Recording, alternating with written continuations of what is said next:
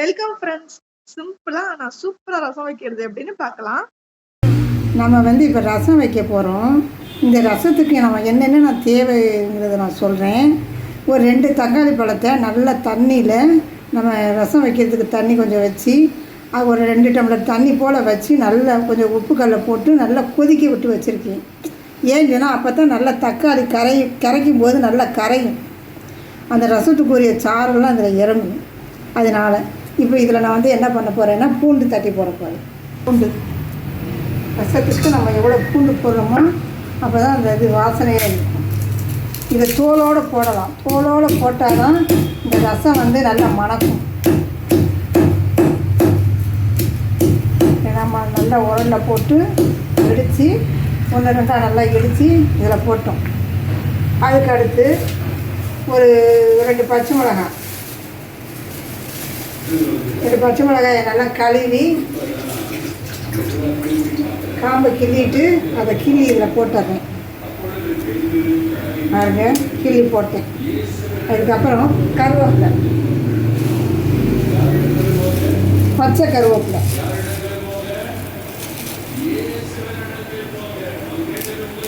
பச்சை கருவேப்பிலையை 2 கிள்ளி இதில் போடுறேன்.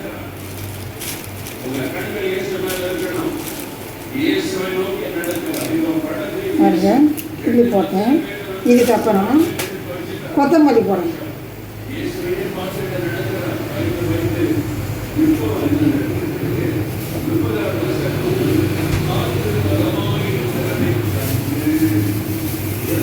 அப்புறம் நம்ம நல்ல இந்த மல்லித்தழை,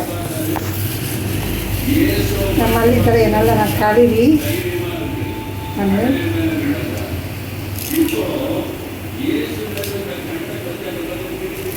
நல்லா பிச்சுக்கிட்டு நல்லா கழுவும்.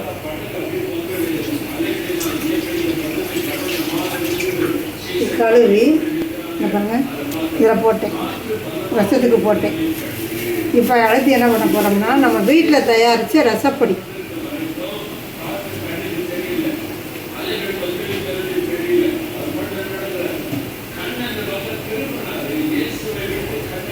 நம்ம வீட்டில் தயார் பண்ண ரசப்பொடி இதை ஒரு 2 டீஸ்பூன் போட்டுக்கிறோம். அவ்வளோதான்.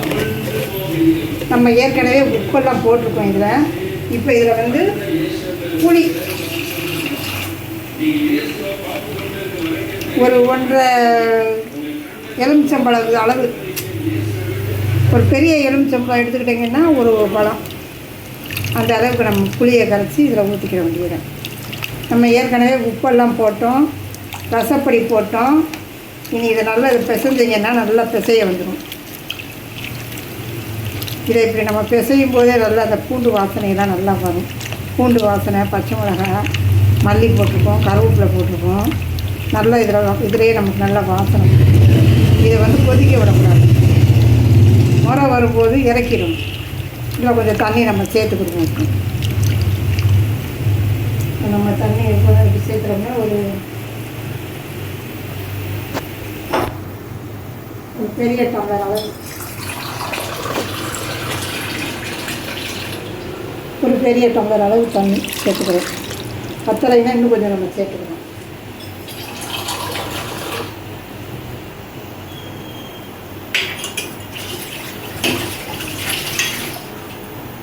நம்ம இதில் உப்பு காரமெல்லாம் பார்ப்போம் எப்படி இருக்குன்னு.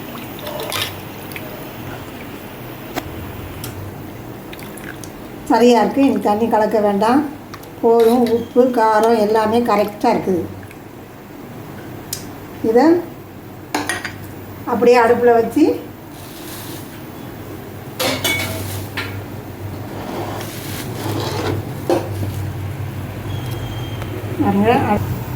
கரண்ட் அடுப்பில் வைக்கிறேன். இது முறை வரவுமே நம்ம இறக்கிடணும். வேறு ஒன்றும் இல்லை, அவ்வளோதான். இறக்கிட்டு தாளிச்சிட வேண்டியதான். ஒரு பட்டை மிளகாய் கிள்ளி போட்டு தாளிச்சிடணும். அவ்வளோதான். ஹோட்டல் ஸ்டைல் ரசம் ரெடி. வச்சோம் இல்லையா, அது இப்போ நல்லா முறை வந்துருச்சு. அவ்வளோதான். இதை இப்போ தாளித்தா போதும். ஒரு பட்டை மிளகாய் கிள்ளி போட்டு கடுகு உளுந்தம் பருப்பு போட்டு தாளிச்சிட வேண்டியதான். அவ்வளோதான். நம்ம ரசம் தாளிக்க போகிறோம்.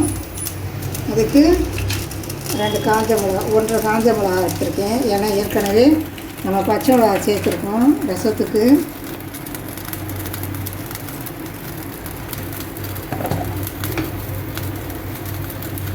சட்டி காஞ்சிருச்சு, எண்ணெய் ஊற்றுவோம். ரசத்துக்கெல்லாம் கொஞ்சமாக எண்ணெய் ஊற்றினா போதும், அவ்வளோதான்.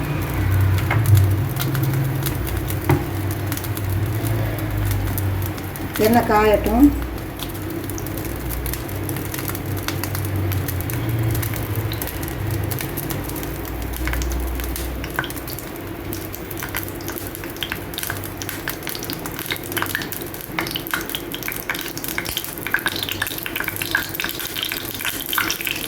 கருவேப்பிலை போட்டோம், மிளகாய் கிள்ளி வச்சதையும் போட்டோம்.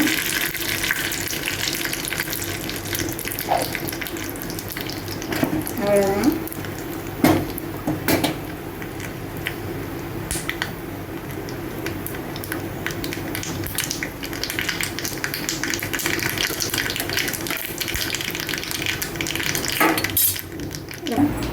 ரசத்துக்கு ஊற்றணும்.